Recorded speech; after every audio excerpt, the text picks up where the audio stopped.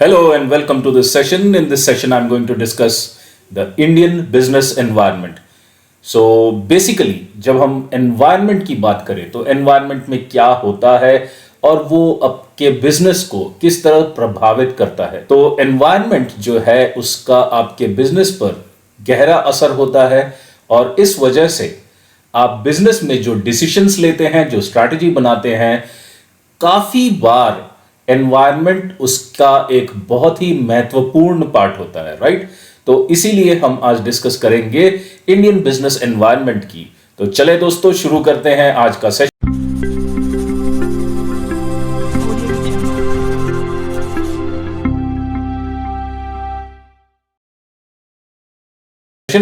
जिसमें सबसे पहले हम देखेंगे कि what are the learning outcomes. सबसे पहले हम देखेंगे कि कौन से थियोरेटिकल फ्रेमवर्क्स होते हैं जिससे हम बिजनेस एनवायरनमेंट को एसेस करते हैं, इवैल्यूएट करते हैं या उसकी स्कैनिंग करते हैं। दूसरा महत्वपूर्ण पार्ट हो गया discuss the recent developments in political, economic and financial environment.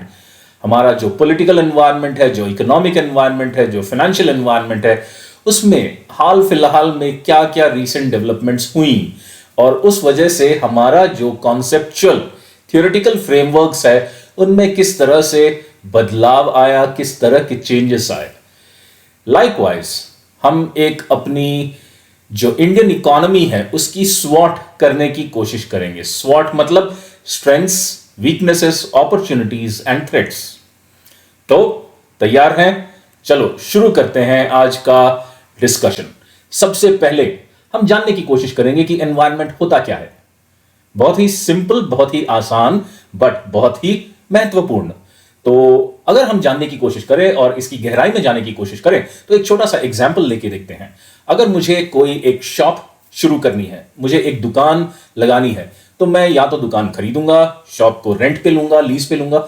इस तरह से मैं अपना जो लोकेशन है उसको डिसाइड करूंगा। अब पॉइंट ये आता है, अगर मुझे एक शॉप लेनी है, एक दुकान लेनी है, तो मैं किन चीजों पर ध्यान दूंगा, किन चीजों पर अपनी फोकस, अटेंशन लगाऊंगा। चीजें हो सकती हैं जैसे कि हमारे इर्द गिर्द क्या क्या फैसिलिटीज अवेलेबल हैं, राइट। सिटी के कौन से लोकेशन पर है, उस लोकेशन पर कैसे लोग रहते हैं, उन लोगों का डेमोग्राफिक्स क्या है, उनकी पेइंग कैपेसिटी क्या है, क्या मेरे प्रोडक्ट का डिमांड होगा। तो ये सारी चीजें। इनके अलावा अगर हम देखें तो हम ये भी जानने की कोशिश कर सकते हैं कि क्या मेरे बिजनेस के लिए यहां कोई इकोसिस्टम है। एट द सेम टाइम यहां पर कंपटीशन कैसा है, कितना तगड़ा कंपटीशन है। तो ये सारी चीजें हम देखेंगे। तो इन चीजों को अगर हम कुल मिलाकर इकट्ठा कर देखें तो ये हो जाता है आपका बिजनेस एनवायरनमेंट, सही। तो इसी तरह हम एक लार्जर बिजनेस की एनवायरनमेंट की अगर हम गहराई में जाएं, समझने की कोशिश करें, तो हम देखेंगे कि environment literally means the surroundings, the external objects, influences or circumstances under which someone or something exists, right? तो इसका अगर हम समझें कि इसका मतलब क्या निकलता है, तो सराउंडिंग्स हमारे इर्द गिर्द क्या है, जो एक्सटर्नल ऑब्जेक्ट्स हैं। एक्सटर्नल ऑब्जेक्ट्स हो सकता है फॉर एग्जाम्पल मेरे शॉप के लिए रोड्स, स्ट्रीट लाइट्स, ओके। अगर सोचो कि अगर मेरी जो शॉप है वो ऐसे किसी इलाके में है जहां स्ट्रीट लाइट्स ना हो, रात में अंधेरा हो जाता हो, तो शायद कस्टमर्स वहां आना पसंद ना करें। तो ये जो एक्सटर्नल ऑब्जेक्ट्स हैं ये काफी इंफ्लुएंस करती हैं आपके बिजनेस पे। आपने देखा होगा कि बस स्टैंड या रेलवे स्टेशन के आसपास होटल्स में बिजनेस काफी अच्छा होता है, लेकिन अगर वही कोई आप रेसिडेंशियल एरिया में जाके होटल या रेस्टोरेंट खोले तो शायद वो बिजनेस उतना बेहतर ना हो। तो एक्सटर्नल ऑब्जेक्ट यहां आप जो देख रहे हैं, जो रेलवे स्टेशन हो गया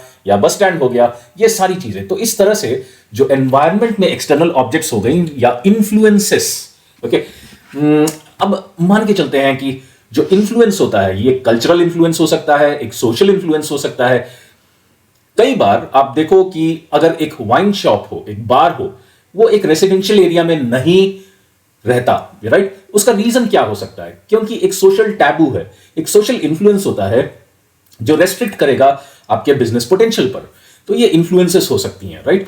तो इन सारी चीजों को अगर हम कुल मिलाकर देखें, एक नजरिया उस पर अपनी पर्सपेक्टिव, ओके, एक टोटल कंप्लीट होलिस्टिक पर्सपेक्टिव से देखें, तो वो चीज बन जाती है आपकी एनवायरनमेंट। सो अगर हम एक ऑर्गेनाइजेशन के एनवायरनमेंट की बात करें तो यहां आप देख सकते हैं, it is the aggregate of all conditions. जो हमारे इर्द गिर्द जो कंडीशंस हैं, उन सारी चीजों, उन सारे कंडीशंस का एक समावेश है। That is the aggregate of conditions, events and influences that surround and affect an organisation. Okay, तो ये सारे कंडीशंस का या इवेंट्स का, घटनाओं का एक समावेश है जो हमारे ऑर्गेनाइजेशन या एक हमारे बिजनेस के इर्द गिर्द होती हैं, राइट। तो ये होता है आपका एक एनवायरनमेंट। तो एनवायरनमेंट में जरूरी नहीं है कि हर बार ये रोड, ये स्ट्रीट लाइट, बिजली, सड़क, पानी, पार्किंग, यही सारी चीजें, ओके। बहुत अलग सी चीजें भी, बहुत सारी ऐसी चीजें हो सकती हैं जो शायद आपको दिखे ना। जैसे हम इन्फ्लुएंस की बात कर रहे हैं, ओके। इन्फ्लुएंस आप टेंजिबल फॉर्म में नहीं देख सकते, बट उसका प्रभाव आपके बिजनेस पर हमेशा होता है। सो ये सारी चीजें आप ध्यान में रखिए। तो जब हम थियोरेटिकल बिजनेस की फ्रेमवर्क्स को हम एनालाइज करें, so the theoretical framework of business environment, तो जो फ्रेमवर्क है उसको हम ब्रॉडली 3 डायमेंशंस में डिवाइड करते हैं, ओके। सबसे पहला हो गया इंटरनल एनवायरनमेंट, जो आपके बिजनेस के अंदरूनी environment, internal, okay. Macro environment हो जाता है जो कि पूरे इकोनॉमी को इफेक्ट करता है, जिसमें सारा कुछ आपके बिजनेस के बाहरी चीजें भी जो हो सकता है आपके बिजनेस को प्रभावित करें, वो सारी चीजें उसमें सम्मिलित हो जाती हैं। And eight the same time if I talk about the micro environment हो जाता है एक रेस्ट्रिक्टेड, एक लिमिटेड, आपके जो सीधे आपके बिजनेस के साथ जुड़ी हुई हैं, वो सारे आपके माइक्रो एनवायरनमेंट में आ जाती हैं। हम एक एक चीज को डिटेल में डिस्कस करेंगे। जैसे हम इंटरनल एनवायरनमेंट की बात करें, तो इंटरनल एनवायरनमेंट में सबसे पहले आ जाता है आपके बिजनेस का, आपके ऑर्गेनाइजेशन का culture and value system. Culture क्या होता है? कल्चर वो होता है जो हमें हमारी पीढ़ियों से मिलते रहता है, जो सारे लोग इकट्ठा होकर एक पर्टिकुलर चीज को मान लेते हैं कि हमें ये चीज इसी तरह करनी है, वो बन जाता है आपका कल्चर एंड वैल्यू सिस्टम। तो कई ऑर्गेनाइजेशंस में कल्चर एक अलग, हर ऑर्गेनाइजेशन में कल्चर अलग अलग रूप में पाया जाएगा। फॉर एग्जाम्पल आपने सुना होगा टाटास का कल्चर। टाटास में प्रॉफिट इज सेकेंडरी, राइट। वो टाटास का जो वैल्यू सिस्टम है, जो कल्चर है, वो मानकर चलते हैं कि जिस सोसाइटी में, ओके, वो हमेशा कहते हैं we would like to contribute to the community in which we operate. So जिस कम्युनिटी में हम ऑपरेट करते हैं, उस कम्युनिटी के लिए हम वैल्यू ऐड करना चाहते हैं। ये टाटा का एक कल्चर है, एक वैल्यू सिस्टम है। आपने देखा होगा जब ताज होटल पर टेररिस्ट अटैक हुआ था 27/11, ओके, तो उस वक्त आपने देखा होगा कि जिस तरह से ताज के एम्प्लॉइज ने उनके गेस्ट्स को प्रोटेक्ट किया, उनको उस होटल के सारे एग्जिट रूट्स पता थे, वो चाहे तो निकल सकते थे, वो चाहे तो वहां से भाग सकते थे, उन्होंने ऐसा नहीं किया। तो ये था वैल्यू सिस्टम कि हम अपने कस्टमर्स को, अपने गेस्ट्स को छोड़कर भाग नहीं सकते। तो उस पर काफी सारे रिसर्च भी हुए कि ऐसा क्या मोटिवेशन हो सकता है जिस वजह से एम्प्लॉइज इतने मोटिवेटेड हो जाते हैं कि वो अपनी जान तक गंवाने के लिए तैयार हो जाए। तो ऐसा होता है एक इंटरनल एनवायरनमेंट, जो कि culture and value system, okay. Then होता है कि मिशंस एंड ऑब्जेक्टिव्स, कि हम क्या हासिल करना चाहते हैं, हम अपने आप को कहां पाना चाहते हैं। ये हो जाता है आपका मिशन, ऑब्जेक्टिव्स। एक ऑर्गेनाइजेशन 5 साल बाद, 10 साल बाद, 15 साल, 20 साल के किस पोजीशन में अपने आप को देखती है, किस पोजीशन पे जाना चाहती है, उसका रोड मैप क्या है, उसका प्लानिंग क्या है, उसकी स्ट्रैटेजी क्या है, उसके लिए क्या रिसोर्सेस इकट्ठा करने हैं, और हमें किन किन वर्टिकल्स में, किन किन डायमेंशंस में जाना पड़ सकता है, किस डायरेक्शन में बिजनेस को मोल्ड करना पड़ सकता है। ये सारा कुछ आ जाता है मिशंस एंड ऑब्जेक्टिव्स। तो इस चीज पर हम जब काम करना शुरू करते हैं, तो उस वजह से पूरे एनवायरनमेंट पर एक बहुत ही पुख्ता, एक बहुत ही सॉलिड इंफ्लुएंस आता है। अगर हम इस चीज को समझने की कोशिश करें, तो मुझे याद आता है एक जापानीज एग्जाम्पल, कैटरपिलर, ओके। तो आपने देखा होगा कि कैटरपिलर एक एक्सकवेटर्स कंपनी है, earth moving, okay, construction equipment बनाने वाली कंपनी है। उसका कॉम्पिटिटर, एक जापानीज कॉम्पिटिटर, कोमैत्सु, ओके, तो वो उसका एक common aim, objective, agenda, mission था कि कैटरपिलर को हराना, अपना वर्चस्व पूरे दुनिया पर कायम करना। और वो चाहता था कि कहीं भी कंस्ट्रक्शन इक्विपमेंट हो, कहीं भी अर्थ मूविंग इक्विपमेंट की जरूरत पड़े, तो लोग कैटरपिलर की बजाय कोमैत्सु को प्रेफर करें। तो इस वजह से उस चीज को, उस पूरी भावना को पूरे ऑर्गेनाइजेशन में वो फैलाना चाहते थे, लोग उस पैशन के साथ काम करें। तो उस वजह से उन्होंने क्या किया, हर जगह पूरे ऑर्गेनाइजेशन के अंदर, कोमैत्सु के पूरे ऑर्गेनाइजेशन के अंदर उन्होंने मैसेजेस लिखने लगे जिसका सारांश मोर और लेस एक निकलता था, और वो था किल कैटरपिलर। राइट? तो देखिए, ये एक मिशन बना लिया था उन्होंने अपने लिए। उन्होंने एक अपने लिए ऑब्जेक्टिव और मिशन तय कर लिया कि हमारी जीवन का यही ध्येय है कि हम कैटरपिलर को हराना चाहते हैं, बस। तो ये हो जाता है इंटरनल एनवायरनमेंट। इस वजह से क्या होता है, हर बंदा जो कार्य करता था, जो काम करता था, उसका एक ही मकसद है, किल कैटरपिलर, कैटरपिलर को हराना। राइट? तो ये हो गया आपका मिशन एंड ऑब्जेक्टिव्स, जिससे इंटरनल एनवायरनमेंट काफी इंटेंस बन जाता है, और उस वजह से लोगों के अंदर पैशन, जो ऊर्जा होती है, वो आने लग जाती है। एंड उसके बाद जो है मैनेजमेंट स्ट्रक्चर एंड नेचर। तो मैनेजमेंट स्ट्रक्चर किस तरह का होता है और उसका नेचर किस तरह का होता है, उससे भी ऑर्गेनाइजेशन के इंटरनल एनवायरनमेंट पर काफी प्रभाव पड़ता है। कई बार आपने देखा होगा, जब कभी भी मैनेजमेंट में कोई चेंज आती है, पूरा का पूरा ऑर्गेनाइजेशन हिल जाता है। उसका रीजन क्या होगा? उसका रीजन शायद ये होगा कि इंटरनल एनवायरनमेंट उस चीज को रिस्पॉन्ड करता है, उस चीज को उस बदलाव के खिलाफ या उसके साथ, उसके प्रति रिस्पॉन्ड करना शुरू करता है। तो वो रिस्पॉन्स कई बार पॉजिटिव हो सकता है, नेगेटिव हो सकता है। राइट? तो कई बार एक फ्रेंडली मैनेजमेंट, ओके, एक staff friendly, employee friendly management के बजाय एक प्रोफेशनल मैनेजमेंट आ जाए, तो ये आप देख सकते हैं कि ये बदलाव कई बार इमीडिएट रिएक्शन को इंस्टिगेट करता है। ओके? तो इसी तरह नेक्स्ट हो गया इंटरनल एनवायरनमेंट का एक बहुत ही important part, that is the human resource. जो ह्यूमन रिसोर्स होता है, ये ना कि सिर्फ एक डिपार्टमेंट, हर बंदा ह्यूमन रिसोर्स का एक पार्ट है। हर एक ऑर्गेनाइजेशन का एम्प्लॉय इंटरनल एनवायरनमेंट का पार्ट होता है, जो कि ह्यूमन रिसोर्स के लिए कंट्रीब्यूट करता है। तो हम किस किस्म के इंसान को, किस किस्म के स्किल्ड वर्कफोर्स या अनस्किल्ड वर्कफोर्स जो भी हो, हम किस बंदे को हायर कर रहे हैं, वो आपके इंटरनल एनवायरनमेंट में डेफिनेटली कंट्रीब्यूट करता है। अब वो कंट्रीब्यूशन या पॉजिटिव होगा या तो नेगेटिव होगा। राइट? आपने देखा होगा टाटास की हम जिक्र कर रहे थे, कल्चर एंड वैल्यू सिस्टम। यहां आते हैं हमारे साइरस। ओके? जब साइरस मिस्त्री की एंट्री होती है, तो पूरी चेन टाटा की जो ह्यूमन रिसोर्स थी हिल जाती है, the value system of Tatas हिल जाता है। तो यहां पर उनको एक एक्शन लेना पड़ता है, जो कि टाटास की हिस्ट्री में एक अनपॉपुलर डिसीजन माना जा सकता है, क्योंकि टाटास की लेगेसी में वो एक मार्क है, एक ब्लैक स्पॉट है, जो शायद वो भुलाना चाहेंगे। तो ह्यूमन रिसोर्स एक इंटरनल एनवायरनमेंट का पार्ट होता है, जिसको काफी वैल्यूबल मान सकते हैं, और जो पूरी एनवायरनमेंट में एक बहुत पॉजिटिविटी भर सकती है, एनर्जी ला सकती है। ओके? नेक्स्ट हो गया आपका एक्सटर्नल एनवायरनमेंट। एक्सटर्नल एनवायरनमेंट में काफी चीजें हो सकती हैं। पॉलिटिकल एनवायरनमेंट, आप देखोगे कि जब एक पूर्ण बहुमत की सरकार बने, तब क्या होता है, बिजनेसेस बहुत ही पॉजिटिव हो जाते हैं, क्योंकि जो अनसर्टेनिटी, इंस्टेबिलिटी होती है, वो बिजनेस के लिए हमेशा एक थ्रेट होता है, हमेशा एक रिस्क होता है। तो एक पूर्ण बहुमत की सरकार, political environment. On the contrary, उसके अगर हम जस्ट विपरीत देखें, अगर एक मिलीजुली सरकार हो, एक अनस्टेबल गवर्नमेंट हो, कभी भी आपको नो कॉन्फिडेंस मोशन का सामना करना पड़े, तो उस वक्त बिजनेसेस हमेशा एक कॉन्फिडेंस क्राइसिस से गुजरती हैं, और इस तरह की इनस्टेबल और इंस्टेबिलिटी से गुजरते वक्त बिजनेस नेगेटिवली प्रभावित होता है। तो पॉलिटिकल एनवायरनमेंट काफी मायने रखता है। कई बार जो सरकार होती है, वो बिजनेस के बहुत ही फेवर में होती है, कई बार सरकार होती है जो बिजनेसेस के अगेंस्ट होती है। तो पॉलिटिकल एनवायरनमेंट काफी असर करता है, काफी प्रभावित करता है आपके बिजनेस को। Likewise regulatory and legal environment, जो कानूनें होती हैं, जो टैक्स लॉज होती हैं, टैक्स रिफॉर्म्स होती हैं, जैसे जीएसटी आया, जो हमने डीमोनेटाइजेशन देखा। ओके? तो इस तरह के काफी सारे रेगुलेटरी और लीगल एनवायरनमेंट में जो चेंजेस होते हैं, हेर फेर होते हैं, उससे भी आपका बिजनेस काफी प्रभावित हो सकता है। लाइकवाइज अगर हम देखें द डेमोग्राफिक्स, आज की डेट पे हम कह सकते हैं कि हम विश्व के, वर्ल्ड के यंगेस्ट पॉपुलेशन में गिनती आते हैं। We are such a country, we are one of the youngest countries in the world. इसका यह मतलब होता है कि हमारे पास जो आबादी है काफी यंग है।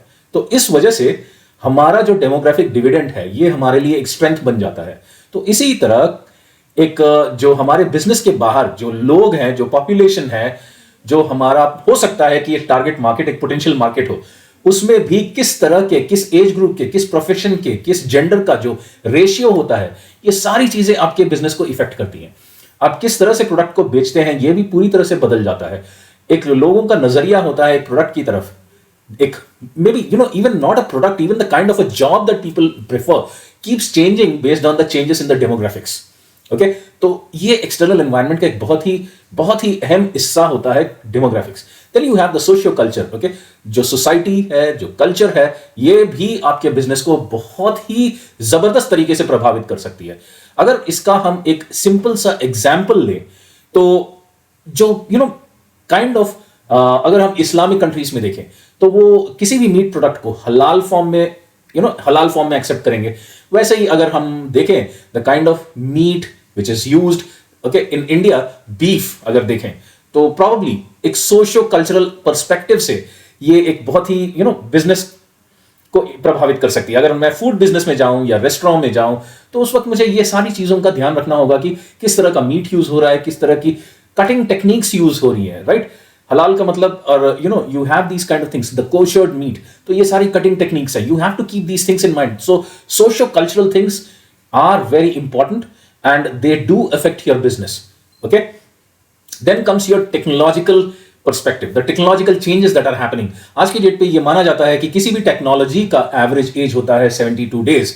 दैट मीन्स कोई भी टेक्नोलॉजी 72 डेज के बाद एट एन एवरेज उसमें अपग्रेडेशन आ जाती है, भारी चेंजेस आ जाते हैं। तो जो टेक्नोलॉजिकल एनवायरनमेंट जिस तेजी से बदल रहा है और हो सकता है इन द फ्यूचर और भी तेजी से बदले, तो हम देखेंगे कि इस चेंज का बहुत ही गहरा असर पड़ेगा, बहुत ही प्रबल असर पड़ेगा आपके बिजनेस पर। तो टेक्नोलॉजिकल चेंजेस आपने देखा होगा, टेक्नोलॉजी में जब जब चेंजेस आई, बहुत सारे जायंट्स जो सोच रहे थे, इस भ्रम में जी रहे थे कि they are unbeatable, they are unshakable. Nokia ले लो, they refuse to change along with the technology, right. तो अपनी सिम्बियन टेक्नोलॉजी लेकर बैठे हुए थे और मार्केट में एंड्रॉयड आया और पूरी तरह से तबाही मचाकर नोकिया को निस्तनाबूद कर दिया। Nokia they were simply shutting a blind eye towards the technological changes।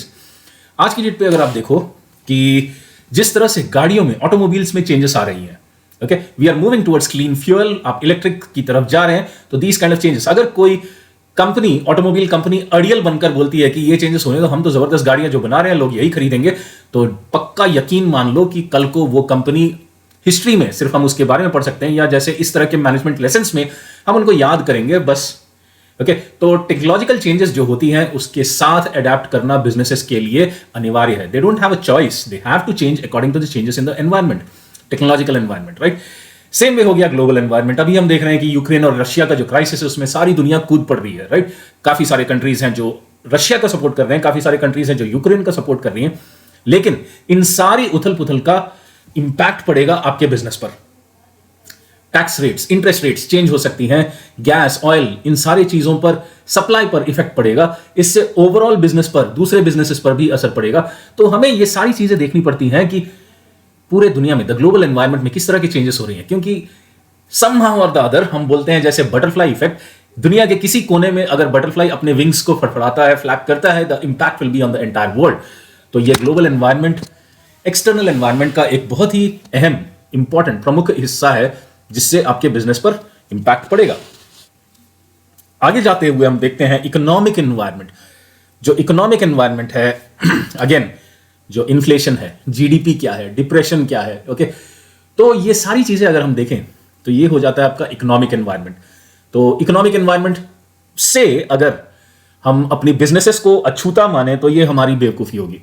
जो भी इकोनॉमिक एनवायरनमेंट में चेंजेस होंगे, मान लीजिए इंटरेस्ट रेट्स चेंज हो जाती हैं, ओके, इंटरेस्ट रेट्स बढ़ जाती हैं, तो बिजनेसेस के लिए कैपिटल बोरोइंग महंगी पड़ेगी। उस वजह से क्या होगा, प्रोडक्ट्स महंगे हो जाएंगे, राइट। सो इस तरह से जब प्रोडक्ट महंगा हो जाता है तो हो सकता है कि उसकी मार्केट में डिमांड कम हो जाए। तो इकोनॉमिक एनवायरनमेंट में एक छोटी सी चेंज, जैसे कि rise in interest rates can increase और decrease the demand of a product, right. And last में आ जाता है आपका नेशनल कॉम्पिटिटिव एडवांटेज। जैसे आज की डेट पे हमारा नेशनल कॉम्पिटिटिव एडवांटेज, एटलीस्ट हम मान सकते हैं कि इंडिया सॉफ्टवेयर अच्छा बना सकती है, सस्ते में बना सकती है, सॉफ्टवेयर के सपोर्ट, ओके, जो सपोर्ट सर्विसेज होती हैं बहुत ही अच्छे और सस्ते रेट्स पर एटलीस्ट आज की डेट प्रोवाइड कर सकती है। हमारे काफी सारे कॉम्पिटिटर्स तैयार होते जा रहे हैं, जैसे कि फिलीपींस आ गया है, okay, and you can see Bangladesh is quite quickly catching up. तो ये जो कॉम्पिटिटिव एडवांटेज हर कंट्री का होता है वो भी आपके एक्सटर्नल एनवायरनमेंट को इफेक्ट कर सकता है। जैसे कि अगर आज की डेट पे सॉफ्टवेयर खरीदना हो तो definitely India would be in the consideration, और इंडिया की जब हम शॉर्टलिस्टिंग करने जाएं तो इंडिया की कुछ कंपनीज हो सकता है कि इसी वजह से उनको मौका मिल जाए जस्ट बिकॉज कि they are a part of India. अब हम जानने की कोशिश करेंगे कि इंपॉर्टेंस ऑफ एनवायरनमेंट, एनवायरनमेंट का इंपॉर्टेंस क्या होता है और उससे कैसे, ओके मतलब उसकी कैरेक्टरिस्टिक्स मान लीजिए, इंपॉर्टेंस मान लीजिए, और उसका जो ओवरऑल इंपैक्ट आपके बिजनेस पर किस तरह से होगा। हमें समझना है कि एनवायरनमेंट इज कॉम्प्लेक्स। एनवायरनमेंट में बहुत ही environment is not just a composite object, it is comprising of very small little, okay, but many many many small little components. Environment में आपका कल्चर हो सकता है, people, their demographics, their behaviour, their socio economic status, okay, फिर उनकी religion भी environment का एक पार्ट हो सकती है, आपका infrastructure, science and technology, willingness to change, okay. तो इतनी सारी कॉम्प्लिकेटेड चीजें जो आ जाती हैं, ये सारे एनवायरनमेंट का एक एक कॉम्प्लेक्स स्ट्रक्चर, उसमें एक कॉम्प्लेक्सिटी प्रदान कर देती हैं। तो हम जब एनवायरनमेंट को समझने की कोशिश करें तो इतना आसान नहीं होता कि हम एनवायरनमेंट को इस तरह जस्ट इजीली चुटकियों में समझ जाएं। तो हमें समझना है कि एनवायरनमेंट बहुत ही कॉम्प्लेक्स होता है। तो हम किसी भी कंट्री में या कहीं भी हम अपना बिजनेस सेटअप करने की कोशिश करें तो एनवायरनमेंट को बहुत ही तसल्ली से स्कैन करना होगा, समझने की कोशिश करनी होगी कि उसके हर छोटे मोटे जो कलपुर्जे हैं, जो smaller finer aspects of environment needs to be studied carefully and understood very well. दूसरा हो गया कि environment is dynamic, and when I say environment is dynamic, इसका मतलब यह है कि एनवायरनमेंट कभी स्टैटिक नहीं होता, एनवायरनमेंट कभी स्थिर नहीं होता। एनवायरनमेंट में हमेशा उथल पुथल होती रहती है, बदलाव होते रहते हैं, चेंजेस होते रहते हैं। जो चीज आज रेलेवेंट है, हो सकता है कल को वो टोटली इररेलेवेंट हो जाए, it is totally obsolete and totally kicked out of the market, it has got no existence in the market. So हमें हमेशा एनवायरनमेंट में चेंजेस के लिए अडेप्ट करने के लिए तैयार रहना है, तभी हम ऑर्गेनाइजेशन, एज ए बिजनेस हम सफल होंगे, सक्सेसफुल होंगे, या एट द सेम टाइम रहेंगे, ओके, और else we may become even extinct. Third point, environment is multi faceted. When I say multi faceted, okay, मतलब एनवायरनमेंट के कई रूप हो सकते हैं, ओके, कई रूप हो सकते हैं इन द सेंस कि हम एनवायरनमेंट को एक नजरिए से नहीं देख सकते। एक ही एनवायरनमेंट के मल्टीपल नजरिए हो सकते हैं, कई सारे रूप प्रतिरूप हो सकते हैं, ओके। फॉर एग्जाम्पल, एक मार्केट जो हो सकता है आपको दिन के टाइम पर बहुत ही पॉपुलर हो, बट रात में सेम मार्केट, सेम एनवायरनमेंट आपके अगेंस्ट काम करे, राइट। जैसे हम एग्जांपल ले रहे थे बस स्टैंड, रेलवे स्टेशन के आसपास, ओके, बहुत ज्यादा चहल पहल होती है, जहां लोग दिन में आना पसंद कर सकते हैं शायद उसकी मार्केट में, उसके इर्द गिर्द के मार्केट में, बट हो सकता है रात में वो आना पसंद ना करे, राइट। तो इसी तरह आप समझने की कोशिश कीजिए कि लाइक अगर हम कहीं एक एरिया में, एक रेसिडेंशियल एरिया में प्रॉपर्टी लेने जाएं, तो हो सकता है सेम चीज जो हम घर रहने के लिए लेने के पर्सपेक्टिव से सोचें तो वो बहुत ही बेहतरीन एरिया होगा, लेकिन अगर हम वहां बिजनेस के पर्सपेक्टिव से सोचें तो सेम चीज जिस वजह से हमने उसको फाइनलाइज किया था घर लेने के लिए, हो सकता है कि हम उन्हीं कारणों की वजह से हम फॉर अ बिजनेस उसको रिजेक्ट कर दें, okay. Eight the same time, like एक ही चीज दो अलग लोगों को एक अलग ही पर्सपेक्टिव दे सकती है, ओके। मुझे जो चीज पसंद आएगी वो शायद हो सकता है आपको पसंद ना आए। एट द सेम टाइम, जो फैक्टर एनवायरनमेंट का किसी एक बिजनेस को प्रमोट करे तो हो सकता है दूसरे बिजनेस को किल कर दे, राइट। देखिए फॉर एग्जांपल, सीधी सी बात है, इंटरनेट आया, ओके, हमने 4G स्पीड देखी, जैसे जियो आया, इंटरनेट का एक्सेस कोने कोने तक पहुंचना शुरू हो गया, और यकीन मानिए लाइफ में पहली बार काफी सारे इंडियंस ने इंटरनेट यूज करना शुरू किया, और हाई स्पीड इंटरनेट तो बाकायदा, बेशक मैं बोल सकता हूं मेजॉरिटी ऑफ द इंडियंस ने हाई स्पीड इंटरनेट पोस्ट जियो ही देखा होगा। अब जब हमने इतना इंटरनेट देखना शुरू किया तो काफी सारे इंडस्ट्रीज थे जिसको उन्होंने इस हाई स्पीड इंटरनेट का काफी फायदा उठाया, जैसे ई कॉमर्स हो गया, ओके, OTT प्लेटफॉर्म्स हुए, ये सारे इन बिजनेसेस को काफी फायदा मिला। आज की डेट पे हम ऑनलाइन क्लासेस देख रहे हैं, अटेंड कर रहे हैं, उसको भी काफी फायदा हुआ फास्टर इंटरनेट की वजह से। But at the same time अगर मैं देखूं डिश, ओके, जो हम केबल टीवी देखते थे, क्या ये फास्टर इंटरनेट की वजह से डिश टीवी या केबल टीवी को नुकसान पहुंचा?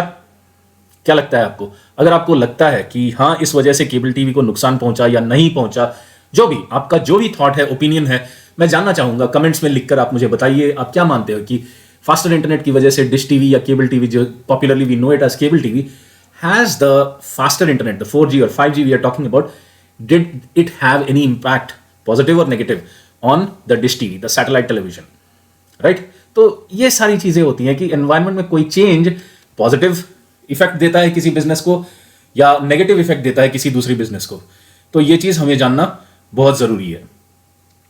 लाइकवाइज अब देखते हैं, environment has a far reaching impact. मतलब जो एनवायरमेंट का इम्पैक्ट होता है वो जस्ट एक सुपरफिशियल सतह पर नहीं, बहुत ही अंदर तक जाता है उसका इम्पैक्ट। ओके, तो अगर हम देखें कोई टेक्नोलॉजिकल चेंज हुआ, जैसे हम देख रहे हैं कि एक फास्टर इंटरनेट आया, सिंपल सा एग्जांपल 4G।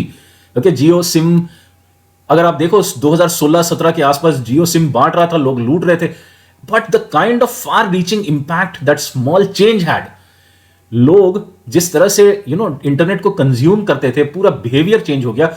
एंड उस वजह से लोगों का जो कंटेंट कंजम्पशन का था, इंटरनेट डेटा कंजम्पशन का हैबिट, किस तरह से हम फोन को यूज करते हैं, ये सारी चीजों में एक छोटे चेंज ने इन सारी चीजों में बदलाव लिया है। पहले we were happy with the feature phone. Okay, जो छोटा सा नोकिया 1100 का फोन होता था, हम उससे भी खुश थे। जियो फास्टर इंटरनेट आता है और हमें मजबूर करता है कि 4G स्मार्टफोन्स पे हम माइग्रेट कर जाएं, राइट? जो पूरे महीने में हम 1 GB शायद यूज करते थे, आज हम दिन के 4 GB 8 GB यूं कंज्यूम कर लेते हैं। तो ये जो चेंज आया एनवायरनमेंट में, बहुत ही महत्वपूर्ण चेंज है और इसका जो प्रभाव है बहुत ही गहरा प्रभाव। तो ये समझना है कि एनवायरनमेंट जब हम बात करें तो एनवायरनमेंट कॉम्प्लेक्स होता है, डायनामिक होता है, मल्टीफेसेटेड होता है और एनवायरनमेंट का जो इंपैक्ट होता है काफी गहरा होता है। नेक्स्ट हम चलते हैं एक बहुत ही इंपॉर्टेंट फ्रेमवर्क पर, जिसे हम कहते हैं पोर्टर्स 5 फोर्सेस मॉडल। ओके, जो माइकल पोर्टर हैं, एक मैनेजमेंट गुरु, उन्होंने ये मॉडल हमें दिया, जो फ्रेमवर्क है उसमें ये कहते हैं कि जो बिजनेस होता है, ओके, उसमें 5 तरह के कॉम्पिटिटर्स होते हैं। ओके, 5 तरह के कॉम्पिटिशंस होते हैं। जैसे एक थ्रेट हो गया, ओके, थ्रेट फ्रॉम कॉम्पिटिटर, ये तो हम जानते ही हैं कि हमारा जो कॉम्पिटिटर है, डायरेक्ट कॉम्पिटिटर, जैसे एयरटेल का कॉम्पिटिटर जियो, राइट? तो एक हो गया जो हमारा डायरेक्ट कॉम्पिटिटर है। दूसरा होता है थ्रेट फ्रॉम सब्सटीट्यूट्स। सब्सटीट्यूट का मतलब क्या है कि रिप्लेसमेंट, अगर चाय ना मिले तो कॉफी। ओके, कई बार आपने देखा होगा कि जब प्याज महंगी हो जाती है तो आपको आपके गोलगप्पे वाले ने, पानीपुरी वाले ने आपको मूली दे दी उसके बजाय, right? So that's a substitute. तो अभी आपको देखना है कि जो सब्सटीट्यूट्स हैं उससे कितना थ्रेट है। आप देख सकते हैं कि पहले मूवी देखनी है तो थिएटर में देखनी है, लेकिन जब लॉकडाउन आया, लॉकडाउन आने के बाद हमें समझ में आया कि हम तो मूवी फोन में भी देख सकते हैं और मजा आने लगी। तो now today you can consider, पता नहीं कितने लोग मानते हैं, लेकिन ठीक है, आज की डेट पे मैं अपने टीवी या मोबाइल फोन पे भी पिक्चर देख के एंजॉय कर सकता हूं। So that's today this mobile और a television has turned out to be a substitute for movies. So market खा सकते हैं वो, राइट? थिएटर बिजनेस का। आप क्या मानते हैं, क्या थिएटर्स या मोबाइल फोन्स, टीवी, क्या ये एक थिएटर का एक्सपीरियंस के सब्सटीट्यूट हैं, बन सकते हैं? क्या इससे थिएटर बिजनेस को, जो मूवी थिएटर्स, मल्टीप्लेक्सेस हैं, उनको कोई थ्रेट हो सकता है? अगर आपको हाँ लगता है या ना लगता है, क्या सोचते हैं आप कमेंट्स में मुझे बताइए। नेक्स्ट हो गया bargaining power of the buyer. जो खरीदता है उसकी बार्गेनिंग पावर कितनी है? ओके, अगर वो बहुत ही भयंकर, बहुत ही जबरदस्त पावरफुल बायर है, ओके, तो वो भी एक कंपटीशन को डिफाइन कर सकती है। ओके, जैसे if government is the buyer, तो आप जस्ट समझ ही सकते हो कि किस तरह से लोग उस बायर को रिझाने के लिए अपने रेट्स गिरा सकते हैं, राइट? आप टेंडर्स देखते ही होंगे, तो जो सबसे कम बोली लगाता है उसको बिजनेस मिल जाती है। तो जो बायर होता है उसकी पावर कितनी है, उसकी बार्गेनिंग पावर कितनी है, उससे भी कंपटीशन डिफाइन हो जाती है। Then you have the threat from new entrants. तो मार्केट में नए प्लेयर्स एंटर करते हैं, उस वजह से भी कंपटीशन बदल जाती है, उसके डायनामिक्स बदल जाते हैं। हो सकता है नए प्रोडक्ट लेके आ रहे हो, नए सॉल्यूशंस लेके आ रहे होंगे, नए फीचर्स लेके आ रहे होंगे, या कंपटीशन कस्टमर को एक टोटली डिफरेंट एक्सपीरियंस देना चाहती हो। तो इस वजह से भी हो सकता है कि पूरा कंपटीशन मार्केट तबाही मचा दे, राइट? आपने देखा होगा जब मैं बोलता हूं जैसे आईपॉड, अगर आप आईपॉड की हिस्ट्री में जाएं तो आईपॉड ने एक म्यूजिक का टोटल एक्सपीरियंस ही बदल दिया। पहले अगर हमें म्यूजिक सुनना होता था तो कैसेट्स होते थे, सीडीज होते थे, डीवीडीज होते थे, राइट? MP3 प्लेयर्स, तो ये सारी चीजें हमने देखा था। तो उस वक्त एक सीडी में या एक डीवीडी में कुछ लिमिटेड 100, 150, 200 गाने, या एक कैसेट में 15-20 गाने, तो इस तरह का जो कॉन्सेप्ट था। तो हम कभी भी ट्रैवल करते थे, कुछ कैसेट्स या कुछ सीडीज लेकर हम अपना हेडफोन लगा के अपना गाना एंजॉय करते थे, और साथ में ढेर सारी बैटरियां भी लेके जाते थे, या रिचार्जेबल बैटरीज और चार्जिंग लगा के हम अपनी पूरी जो ड्राइव है या जर्नी है उसको एंजॉय करते थे। आईपॉड आता है, पूरा का पूरा मार्केट चेंज कर देता है। जिस तरह से हम म्यूजिक कंज्यूम कर रहे हैं उसको पूरी तरह से रीडिफाइन कर देता है। तो उसका नतीजा क्या निकला? मार्केट में तबाही। जो एग्जिस्टिंग प्लेयर्स थे वो टोटली नलीफाई हो गए, उनका अस्तित्व ही समाप्त कर दिया, राइट? तो नए एंट्रेंट्स जो होते हैं वो इस तरह की तबाही मचा सकते हैं, कंपटीशन को टोटली रीडिफाइन कर सकते हैं। And then comes the bargaining power of supplier. जो सप्लायर होता है, जो रॉ मटेरियल्स दे सकता है, ओके, या जो बेचता है, तो उसका जो पावर है वो कितना पावरफुल है, ओके, तो उससे भी जो कंपटीशन है वो रीडिफाइन हो सकती है। अगर मार्केट में सप्लाई करने वाले बहुत ही लिमिटेड है तो वो एक अपना कंसोर्शियम बना सकते हैं, वो अपना एक कार्टेल की तरह बना के मोनोपोलिस्टिक बिहेवियर कर सकते हैं। एट द सेम टाइम अगर ढेर सारे सप्लायर्स हों जो similar homogeneous kind of products बेच रहे हैं, डिफरेंशिएशन कुछ खास नहीं है, तो क्या होगा? मार्केट में प्राइसेस गिर जाएंगे। एक सप्लायर दूसरे सप्लायर का प्राइस कट करेगा तो वो कट थ्रोट कंपटीशन शुरू हो जाएगी, प्राइस वॉर शुरू हो जाएगा। तो यहां डिपेंड करता है कि जो सप्लायर है वो कितना पावरफुल है, वो कितना संगठित है, उसका प्रोडक्ट कितना डिफरेंशिएटेड है, क्या मुझे इसके मुकाबले मार्केट में बेटर प्रोडक्ट या चीपर प्रोडक्ट मिलेगा। तो ये सारी चीजें ओके आपके कंपटीशन को रीडिफाइन कर सकती हैं। तो अगर हम रीसेंट डेवलपमेंट्स की बात करें, आपको क्या लगता है हमारे जो बिजनेस एनवायरनमेंट है इंडिया में, ओके, हाल फिलहाल में क्या क्या डेवलपमेंट्स हुए? ओके, अगर हम मोटे तौर पे अगर हम डेवलपमेंट्स को देखें तो हमने देखा होगा कि डीमोनेटाइजेशन हुआ, जीएसटी हुई, ओके, डिफरेंट टैक्स पॉलिसीज आए, ओके, और गवर्नमेंट ने जो इन्वेस्टमेंट पाइपलाइन या री इन्वेस्टमेंट पाइपलाइन की बात कर रहे हैं, जो जहां एसेट्स को लीज पे दिया जा सकता है। तो ये सारी चीजें, नई चीजें, काफी चीजें हम हो रही हैं, हम देख रहे हैं, सुन रहे हैं। आपको क्या लगता है? कोई चीजें आपने ऑब्जर्व की, नोटिस की, तो मुझे बताइए, कमेंट्स में शेयर कीजिए। अगर हम देखें तो ये एक बहुत ही बड़ा फ्रेमवर्क है, ओके, तो ये एक चेंज अगर आप समझने की कोशिश करें, जो रिसेंट डेवलपमेंट्स हुए, तो इस तरह से आपने पढ़े होंगे या पहले भी आपने इन फ्रेमवर्क्स को देखा होगा। जैसे पेस्ट था, political, economic, social and technological, okay, तो वो आपको फिर बन जाता है पेस्टल, ओके, तो political, economic, social, technological, environmental and legal, okay, तो EL ये ऐड हो जाता है, मतलब इसमें 2 एलिमेंट्स एक्स्ट्रा आए पेस्ट के मुकाबले, ओके। इसके बाद एक उसी में एक्सटेंशन आ जाता है, EL के साथ I भी जुड़ जाता है, okay, which is industry, okay, हमने इंडस्ट्री को भी ऐड कर दिया। तो ये सारी चीजें अगर हम थियोरेटिकल फ्रेमवर्क्स की बात करें तो ये सारे चेंजेस नजर आए, ओके। तो ये जो चेंजेस हैं मैंने पूरे एक टेबल में आपको अरेंज करके दिए हैं। तो इन चीजों को अगर आप पढ़ने की कोशिश करो तो वीडियो को यहां पॉज कर दो।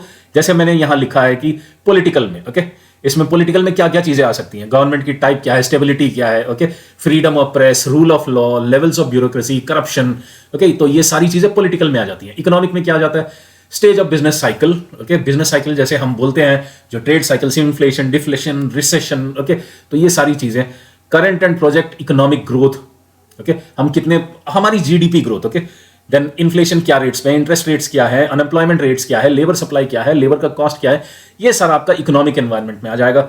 सोशो कल्चरल की बात करें तो पॉपुलेशन का ग्रोथ क्या है, एज प्रोफाइल्स क्या है, डेमोग्राफिक्स क्या है, health, education, occupation, social mobility, okay, attitudes, ये सारी चीजें सोशो कल्चरल में आ जाती हैं। वही हम टेक्नोलॉजिकल एस्पेक्ट की बात करें तो जो इमर्जिंग टेक्नोलॉजीज हैं, जैसे आज की डेट पे हम बात कर रहे हैं डिजिटल, ओके, डिजिटल इंडिया की बात करते हैं, क्रिप्टो करेंसीज की बात करते हैं, ब्लॉकचेन की बात करते हैं, IoT, इंटरनेट ऑफ थिंग्स की बात कर रहे हैं, स्मार्ट सिटीज की बात कर रहे हैं, तो ये सारी चीजें टेक्नोलॉजिकल में आ जाती हैं, ओके। तो ये सारा तो पेस्ट का था। अब उसमें ऐड करते हैं इकोलॉजिकल, लेजिस्लेटिव, इंडस्ट्रियल, तो ये सारी चीजें जो हैं, जब भी हम एनालाइज करें एनवायरनमेंट को, ओके, तो इन पैरामीटर्स पर आप अपने पूरे एनवायरनमेंट को एनालाइज करोगे, स्कैन करोगे। तो ये एक बहुत ही बेहतरीन फ्रेमवर्क है, बहुत पुराना फ्रेमवर्क है, बहुत ही एस्टैब्लिश्ड फ्रेमवर्क है। तो अगर आप इस चीज को समझ जाएंगे, एक एक पैरामीटर को इसमें से देखेंगे, समझेंगे, तो डेफिनेटली आप अपने बिजनेस एस्टैब्लिश करने के लिए आप उसका एनवायरनमेंट जो है उसको बहुत ही अच्छे तरीके से स्कैन कर पाएंगे। लाइकवाइज एक सिमिलर फ्रेमवर्क और है जो SWOT एनालिसिस कहते हैं। SWOT का मतलब क्या हो गया? Strengths, weaknesses, opportunities and threats. तो स्ट्रेंथ्स और वीकनेसेस जो होती हैं वो इंटरनल एनवायरनमेंट का हिस्सा होती हैं, और अपॉर्चुनिटीज एंड थ्रेट्स जो हैं वो एक्सटर्नल एनवायरनमेंट का हिस्सा है। तो हम जब बोल रहे हैं कि इंटरनल एनवायरनमेंट इंडिया का अगर हम स्ट्रेंथ देखें तो आज मैं बोलता हूं हमारा सबसे बड़ा स्ट्रेंथ है हमारा डेमोग्राफिक डिविडेंड, ओके, हमारे पास इतनी यंग पॉपुलेशन है, तो उस यंग पॉपुलेशन में यंग आइडियाज हैं, और एट द सेम टाइम एक यंग मार्केट है, एक एस्पिरेशनल मार्केट है जो हर नए प्रोडक्ट को, नए एक्सपीरियंस को कंज्यूम करना चाहती है। तो that itself is a big strength. हमारी वीकनेस क्या है? हमारी वीकनेस अगर मुझसे पूछा जाए, मैं हमेशा ये मानता हूं कि हमारी जो इंडियन इकोनॉमी की वीकनेस है कि हमने सीधा मैन्युफैक्चरिंग को काफी हद तक इग्नोर किया। आज की डेट पर अगर हम देखें कि हम क्या मैन्युफैक्चरिंग में एक सुपर पावर बन सकते हैं, हाँ जरूर बन सकते हैं, लेकिन हमने शायद कहीं ना कहीं हम वो रेस में पीछे रह गए। तो हमने सीधा सर्विस सेक्टर पे हमने छलांग लगा दी, हमने जंप कर लिया सर्विस सेक्टर पर, लेकिन हमने मैन्युफैक्चरिंग को टोटली इग्नोर कर दिया। हमने कहा मेक इन इंडिया।